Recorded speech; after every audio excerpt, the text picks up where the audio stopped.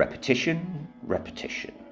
Fit for Consequences, original recordings 1984 to 1987.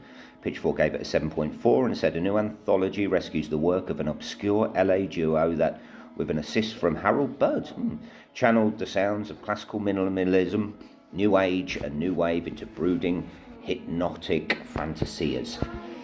I'll go a bit of a history lesson, nice. Track I thought, Ambient, so I got grumpy in my head. But Ambient was all right. The melody had a little Fishmens Long Seasons about it.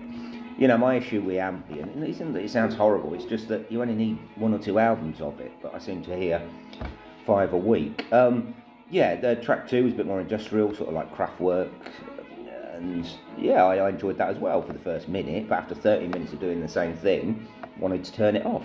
It had a bit more bounce than I hoped for, maybe. Hypnotic is the obvious word, but hypnotic can mean boring. Track 3, The Men Are Fighting, was a nice surprise. Some darker, gothic, industrial.